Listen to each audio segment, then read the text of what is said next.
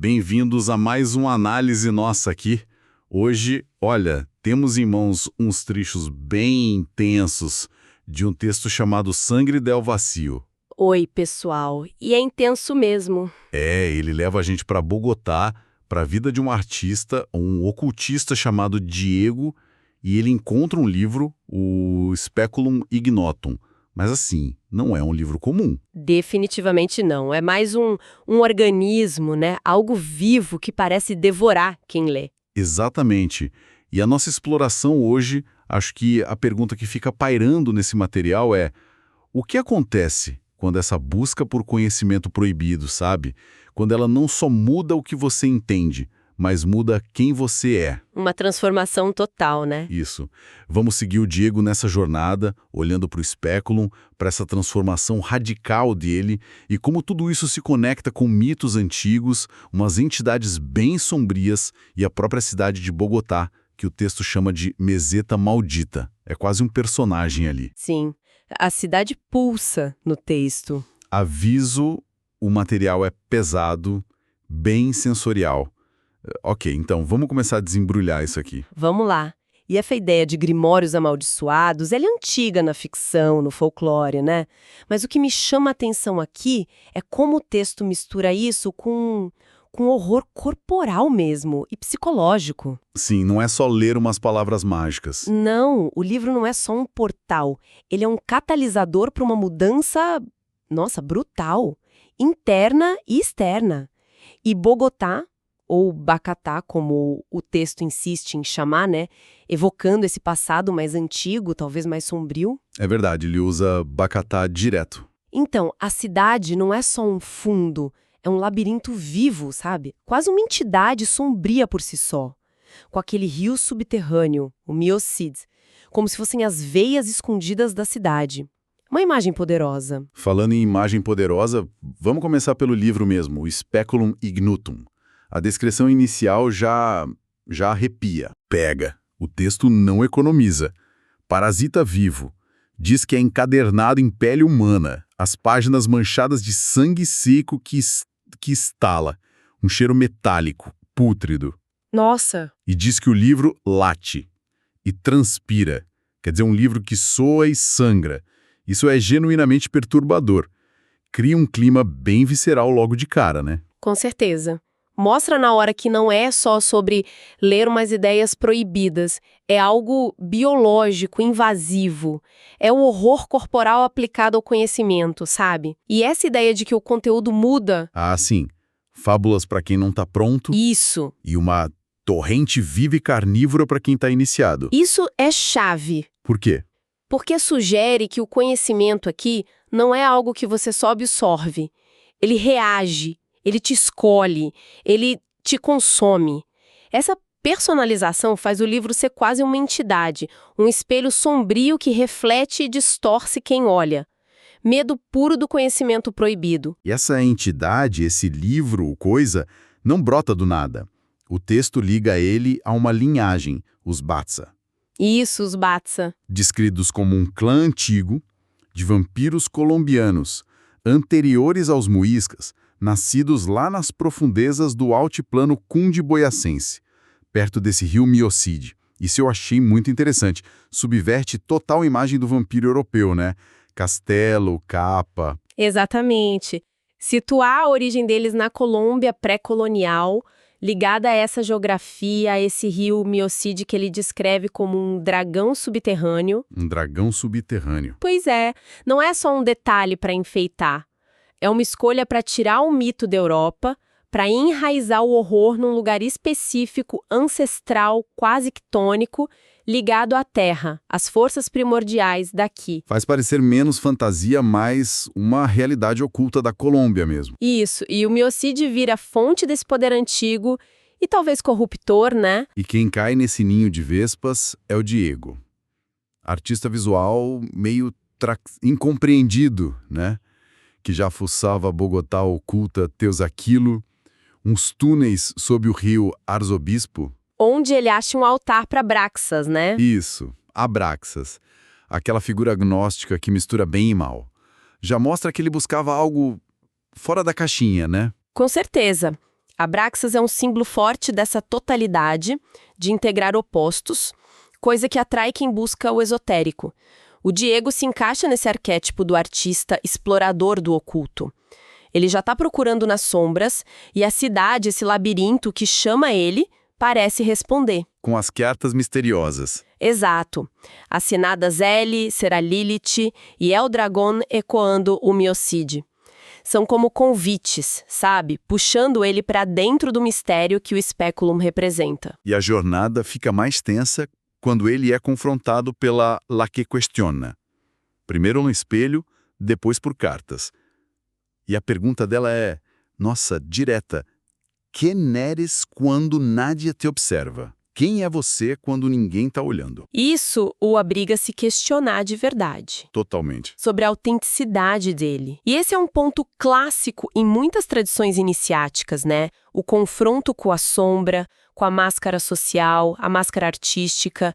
A questionadora, seja ela uma entidade de fora ou um pedaço da mente do Diego, ela serve para desmontar o ego. Um passo doloroso. Doloroso, mas necessário para a transformação que o Speculum exige.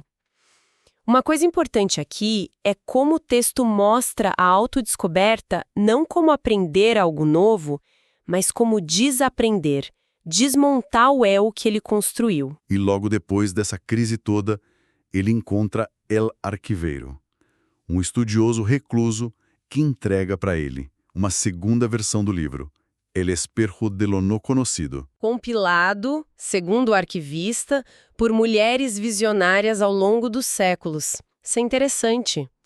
Adiciona uma camada aí. Sugere linhagens de saber diferentes, talvez alternativas. Sim, traz essa ideia de saberes que foram deixados de lado, suprimidos, muitas vezes ligados ao feminino na história do ocultismo. Mas o foco ainda é o efeito do livro, né? Sim. O Diego passa 6 meses estudando essa versão nova. E o texto descreve um confronto brutal com a sombra ancestral dele. Tudo que ele reprimiu para se encaixar, talvez. E ele percebe que a arte dele era, em grande parte, uma máscara. O livro não ensina ele, desmonta o leitor. É isso? Exatamente. Ele desmonta. E essa desmontagem toda parece que prepara ele para o próximo passo. Um ritual, bem complexo, detalhado num manual gótico para a invocação del Ángel Caído Guardião. Que veio do Speculum Alium, traduzido por um tal Elias Voss e entregue pelo arquivista também. E o manual em si é descrito como vivo, exigindo transe para ser usado. A estrutura do ritual que o texto descreve mistura elementos de magia cerimonial que a gente conhece com detalhes góticos bem específicos. O lugar é chave. Uma clareira isolada, uma quinta abandonada. E os objetos, né? Um espelho específico, o Espejo del Dragão Dourado. Encontrado nas catacumbas, diz o texto. Isso. Uma gárgula, círculo de sal negro e enxofre, velas de cores simbólicas, chaves enferrujadas. E uma oferenda tríplice bem particular. Pão com psilocibina, vinho com sangue e mirra.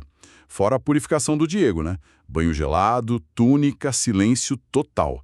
Parece que a ideia é esvaziar ele completamente antes de invocar o que quer que seja. Exato. A purificação, a oferenda, tudo para tornar o praticante um recipiente. Mas o ponto crucial que o texto ressalta não são os itens em si, é o sacrifício pessoal que a entidade invocada exige. Azrael Thalm. O anjo caído guardião. Esse mesmo. O manual diz que ele arranca uma memória essencial. E o Diego o oferece. A lembrança do pai. As últimas palavras que ouviu dele. É um preço, nossa, altíssimo. Caramba. E o encontro acontece. Azrael Thalm aparece no espelho, mas... fragmentado. Quebrado. O arquivista tinha avisado. Se você o vê inteiro, não é seu anjo. Peraí. O anjo aparece quebrado. E isso é... bom... Isso vira de cabeça para baixo qualquer ideia de encontro divino, né? O que será que isso quer dizer, segundo o texto? É uma imagem muito forte. E perturbadora. Sugere que a divindade ou a verdade que se acessa ali não é completa, não é harmoniosa. Talvez nem seja boa no sentido que a gente pensa. É quebrada, talvez perigosa. Faz sentido, dado o tom do livro. O texto menciona que Azrael Taum caiu não por rebeldia contra Deus, mas por compaixão, ou híbris, aquele orgulho excessivo de tentar unir o divino e o mortal. A fragmentação pode ser o reflexo dessa queda, dessa natureza partida. A iluminação que ele dá não conforta. O texto chama de luz que corta. Uma verdade tão dura que machuca quando é revelada. Luz que corta, uau.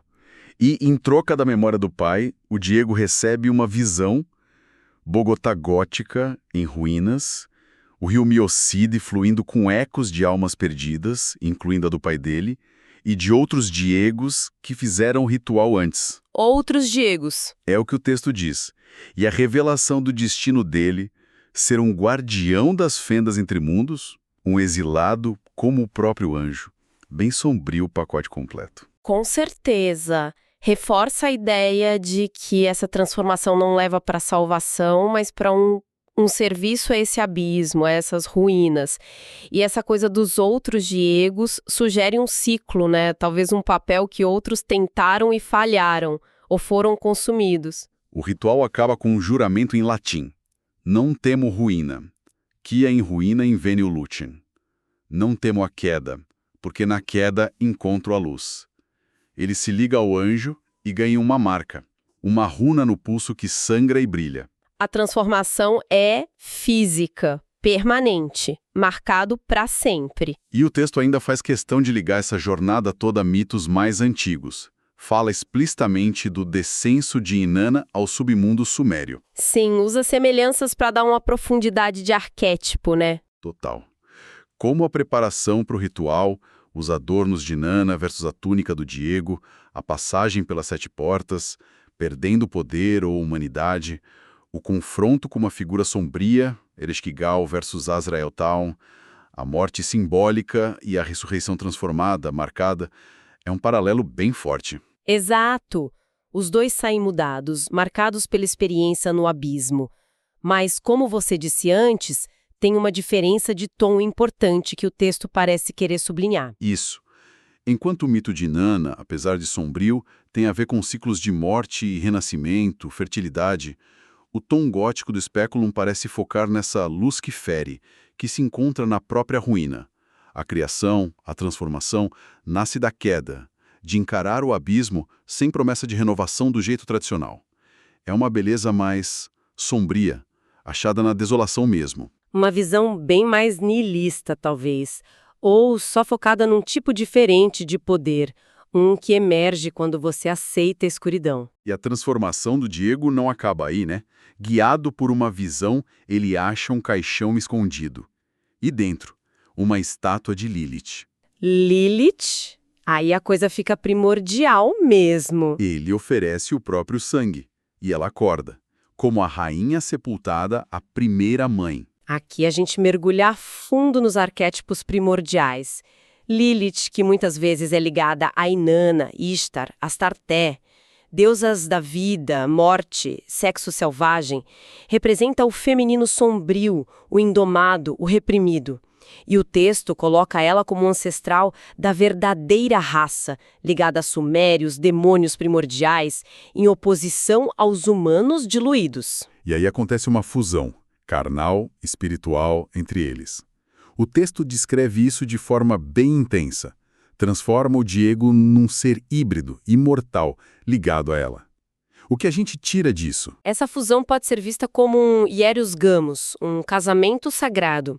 Só que aqui é com o lado quitônico, primordial, talvez o inconsciente coletivo ou as forças reprimidas da Terra mesmo.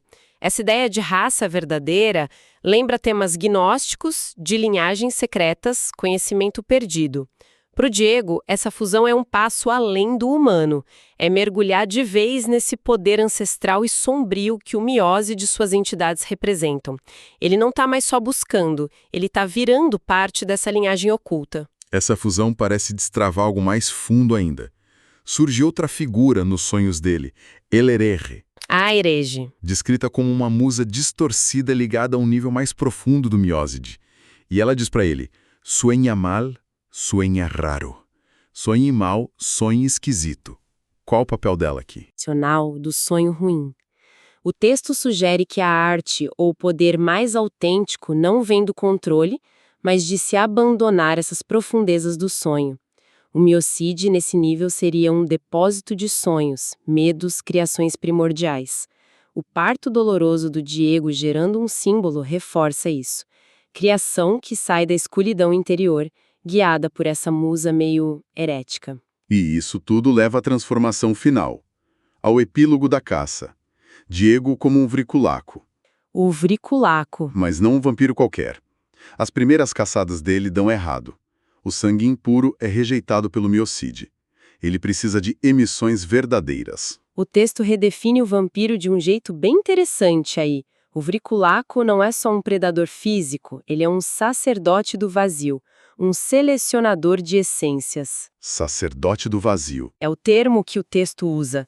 Ele busca almas específicas, artistas, atormentados, ocultistas, gente com intensidade emocional ou conexões com o oculto. A caça não é para ele sobreviver, é para nutrir o miocide, esse rio abismo. Mas chamar de sacerdote do vazio? Isso soa quase nobre, não seria só um jeito chique de justificar a predação, que o texto descreve de forma bem visceral? Como que a fonte lida com essa tensão entre o papel sacerdotal e o horror da caça? É uma tensão interessante mesmo no material. Mas o texto não parece tentar conciliar para justificar moralmente, sabe? Ele apresenta essa dinâmica como a realidade dentro daquela cosmologia sombria dele. O papel sacerdotal está ligado à função do Diego nesse grande aquelarre cósmico, como o texto chama. Ele serve a uma força maior, o miocide, o vazio selecionando oferendas específicas. Entendi. Descrição da caça lá em Santa Teresita mostra bem isso. É etérea, sensorial ao extremo, mas ainda assim é uma violação profunda. Ele absorve a essência da vítima à distância. A hemorragia levitante. Isso, o sangue flutuando, cristalizando no ar. A beleza macabra da cena não cancela o horror, mas coloca ele dentro dessa lógica de servir ao vazio. Não tem redenção ou justificativa moral ali, só a descrição de uma função nesse sistema. Entendi.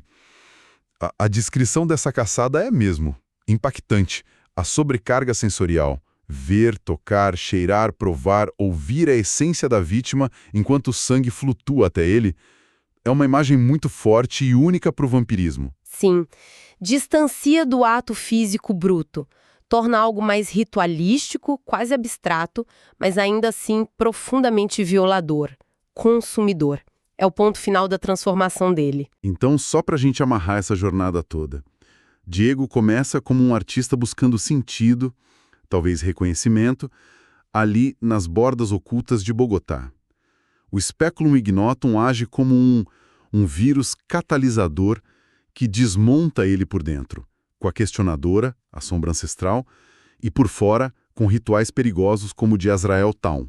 Ele vai sendo desumanizado, né? Progressivamente, fundindo-se com forças primordiais tipo Lilith, acessando camadas profundas do inconsciente com El Herege, e culmina na ascensão, ou seria queda, a sacerdote vricolaco, um ser eterno, definido pela ruína e pelo serviço ao abismo. Exatamente.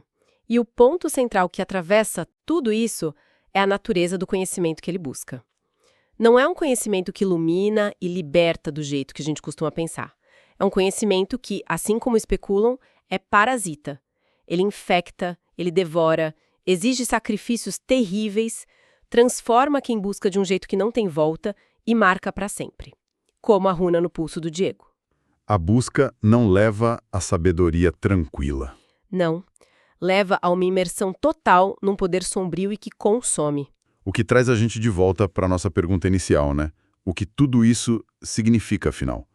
Esse material que a gente explorou, o Sangre del Vacío, é só uma ficção gótica bem elaborada, cheia de símbolo sombrio. Ou será que tem algo mais aí? Pois é. Ou será que, através dessa história extrema, visceral, ele toca em algo mais profundo sobre certas buscas humanas? Pela arte, pelo saber proibido, pela transformação radical? Pela conexão com algo maior, mesmo que esse algo seja o abismo. Fica a questão, né? Será que certas buscas, quando levadas ao extremo, têm mesmo esse poder de consumir e transfigurar quem ousa ir fundo demais? Fica aí a reflexão para quem nos ouve.